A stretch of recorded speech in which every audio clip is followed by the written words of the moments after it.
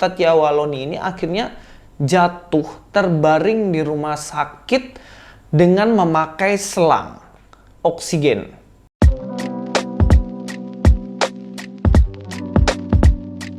Assalamualaikum, selamat datang kembali di channel ini guys. Kali ini saya akan membahas seorang ustadz yang sering kali dibahas dalam channel YouTube saya, yaitu Ustadz Yahya Wahloni.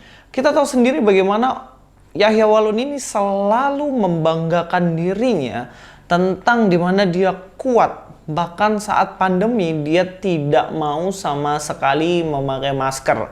Dan itu fakta yang dia selalu sampaikan dan ulang-ulang. Intinya dia lebih hebat lah dari semua penyakit yang ada tanpa mau melakukan prokes.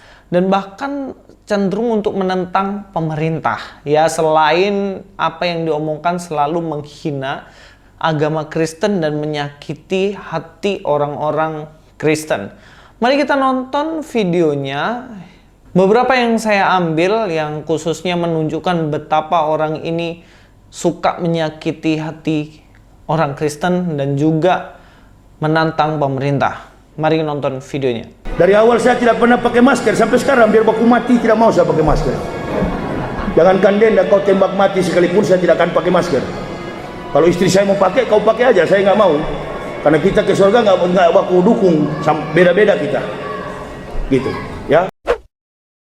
Bisa ikuti aja Pak, pakai aja tuh masker, supaya bisa naik kapal. Tetap naik, yakinlah naik kemarin di Peri.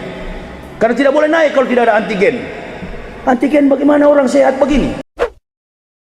Apalagi saya ini yang menantang-menantang kafir. Begitu dokternya dokter Kristen, ini dia. Memang ditunggu-tunggu kau. Bukan vaksin disuntik, mau suntikan mati. Habis suntik lewat, batal jadwal, sudah habis lebih dulu. Syekh Ali Jabir sudah berangkat. Setelah diinterview negatif, padahal positif.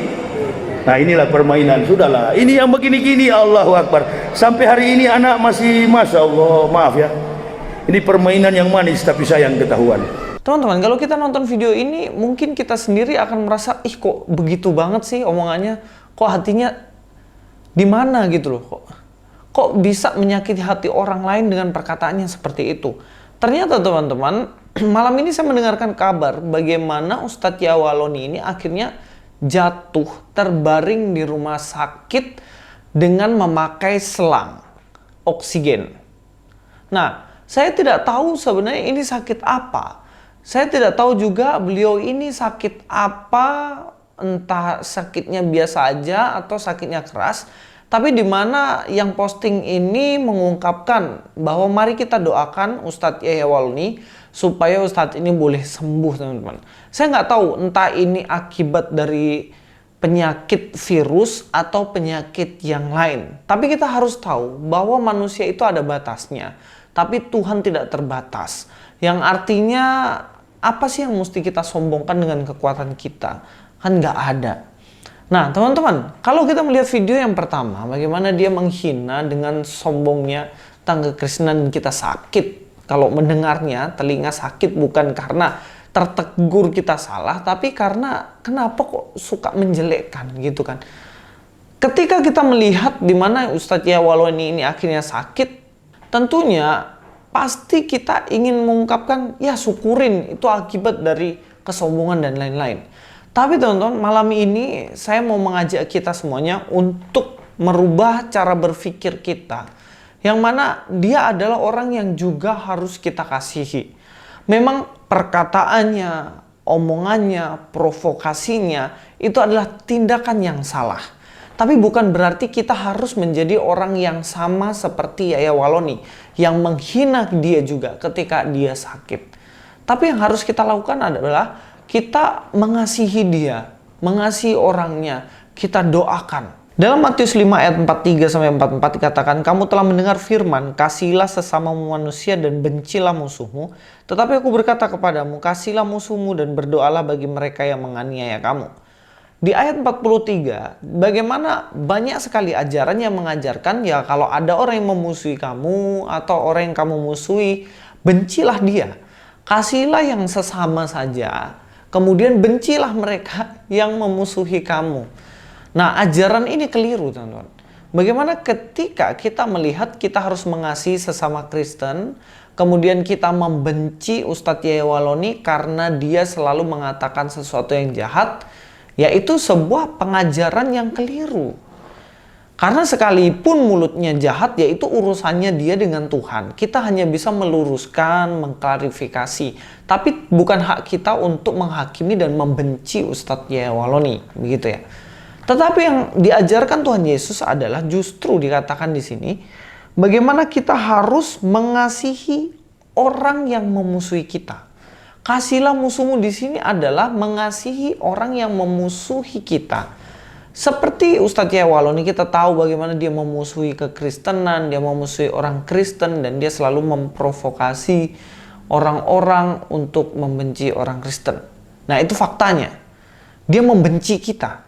Tetapi bukan berarti kita juga harus membenci dia. Apalagi kondisinya dia yang saat ini terbaring.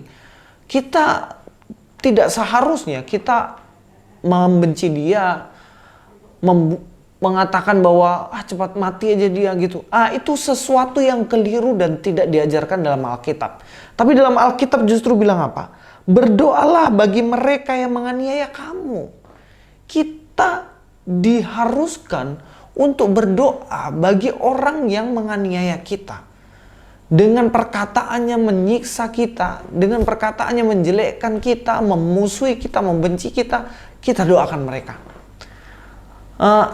Momen di mana Yahya Waloni saat ini sedang terbaring sakit, mari kita mendoakan dia supaya dia sembuh. Hatinya sembuh, kerohaniannya sembuh, dan jiwanya diselamatkan. Kita nggak pernah tahu ya, di akhir hidupnya ataupun hidupnya masih panjang dan sebagainya. Mungkin dia saat ini mungkin melenceng jauh begitu dari imannya yang dulu. Tapi kita nggak pernah tahu hati yang paling dalam dari dia. Dan kita berharap berdoa supaya Tuhan menjamah hatinya. Kasih karunia Allah yang penuh kasih itu bisa sampai kepadanya kembali. Ya, mungkin ini seruan saya. Mari kita doakan sama-sama di rumah, teman-teman, doakan supaya Tuhan berkarya atas hidup dari Ustadz ini. Jangan kita memusuhinya, jangan kita menyakiti hatinya juga, tapi mari kita tunjukkan kasih kita kepada semua orang. Luis Prasetyo, God be with you all.